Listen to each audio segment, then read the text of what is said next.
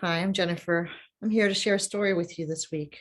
This is one of my old-time favorites called Big Al. It's by Andrew Clements Yoshi. Let's see what's inside.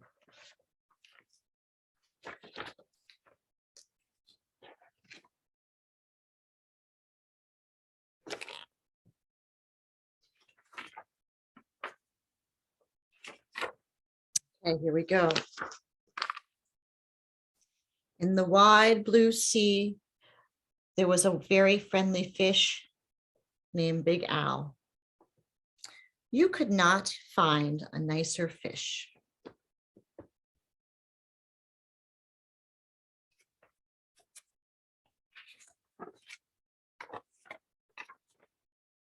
But Big Al was also very, very scary.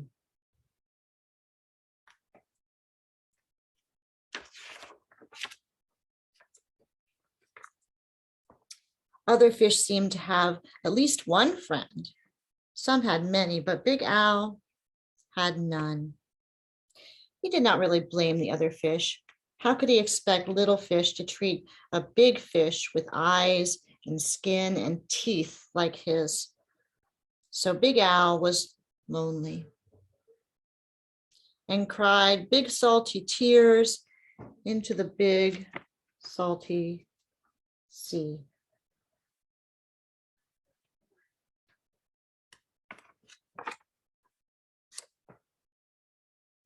Big Al really wanted friends, so he worked at it. First, he tried wrapping himself up in seaweed. He thought this was a great disguise, but no one else did. Who wants to stop and talk to a floating plant that has big, sharp teeth?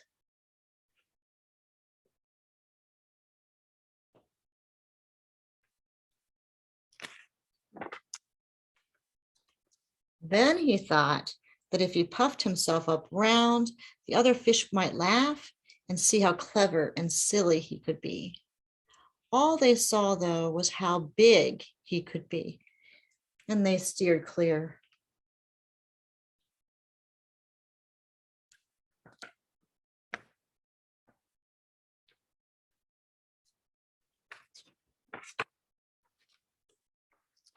Very early another morning, Big Al went down to the bottom and flopped and wiggled himself right into the sand until he was almost all the way covered up. He looked much smaller that way. And when the fish came by, Big Al talked with them and played with them and joked with them, and they had a delightful time. But then one scratchy little grain of sand got stuck in his gills, and he sneezed. Oh no. And when the clouds of sand cleared away, all the other fish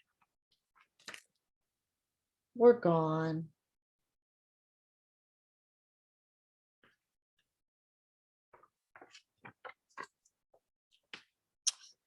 Big Al even changed his color one day so that he could look like he belonged to a school of tiny fish passing by. He bubbled along with them for a while, laughing and feeling like he was just one of the crowd. But he was so big and clumsy that when the tiny fish darted to the left and then quickly back to the right, Big Al just plowed right ahead. He went bumping and thumping right into the little fish. Before he could say, "Excuse me," they were gone, and he was alone again, sadder than ever.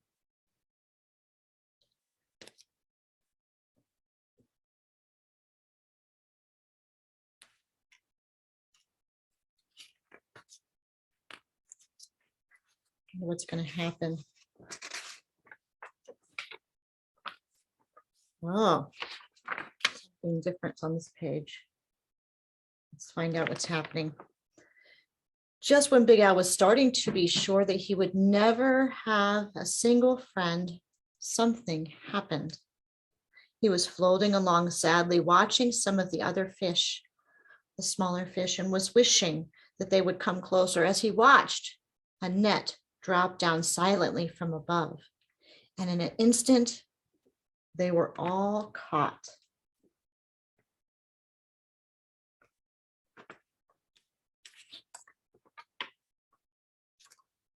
Big Al forgot all about being lonely, and he forgot about being sad. His eyes bulged out bigger and rounder than ever, and with a mighty flip of his tail, he opened his mouth and charged straight at the net. The net was strong, but Big Al was stronger. He ripped right through it, and all the little fish rushed out through the hole.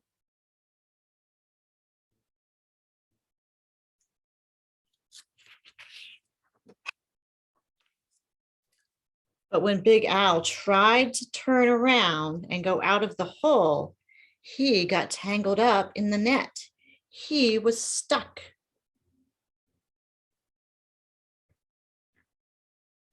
The net went higher and higher towards the bright surface of the sea, and the little fish watched Big Al as he disappeared above them. When the little fish were able to speak again, all they could talk about was the huge, wonderful fish that had saved them. How great to be free, but what a shame that the big fellow had been captured.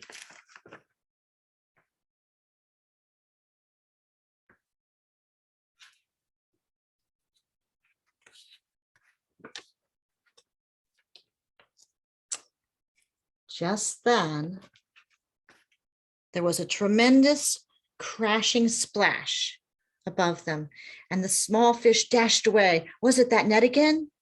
Not at all. It was Big Al. Those fishermen took one look at him and threw him right back into the ocean.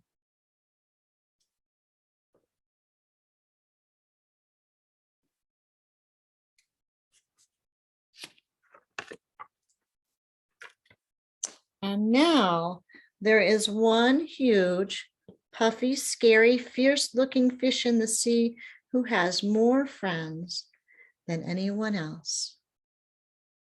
Big Al.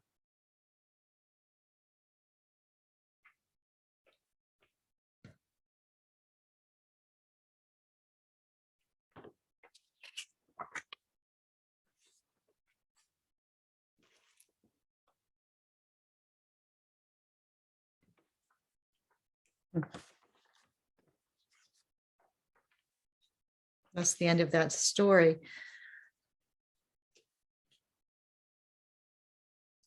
There's some things that come to my mind as I read that story.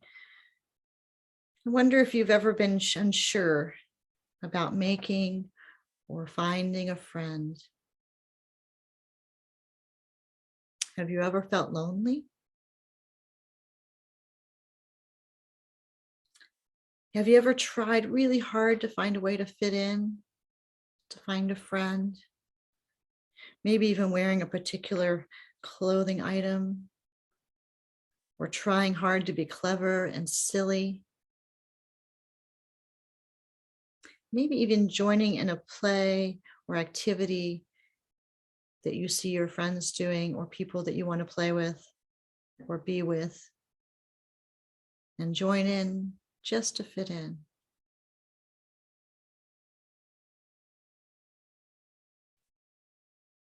Yeah, have you ever been unsure that someone who looks different or acts different, and unsure that they might be somebody safe or scary?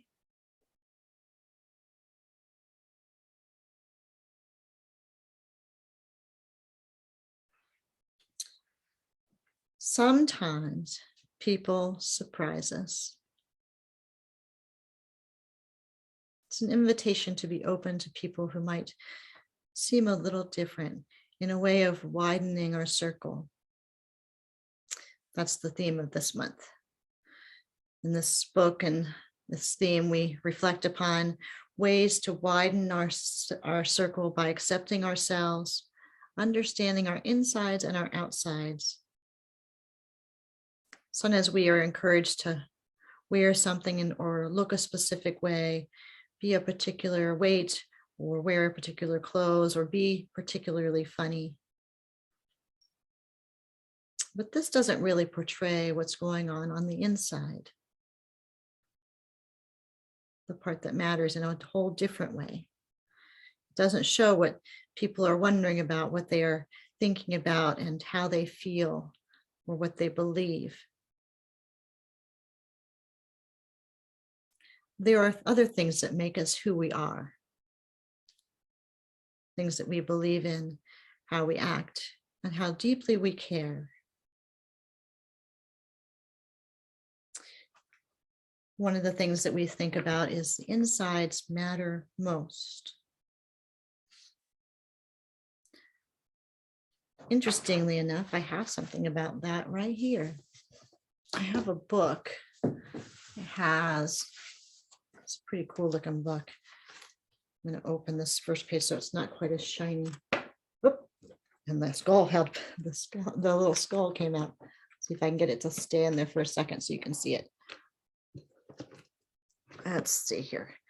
Here's the whole body here. I'm gonna hold the head on for you. Every person has things that are the same. We all have bones in our body.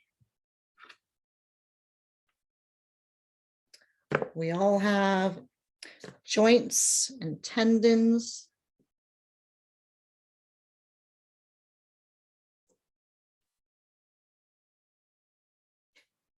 This part shows the digestive. That skull doesn't want us down there. We all have things about our bodies that help us with managing our food. Oh, this part shows the circulatory system, how the blood goes from the heart and through our whole body. Here's the part where the lungs are happening. That allows us to take in the air that we breathe.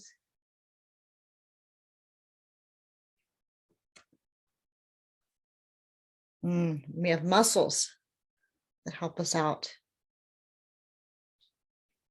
helping us move and play. This part is called the nervous system.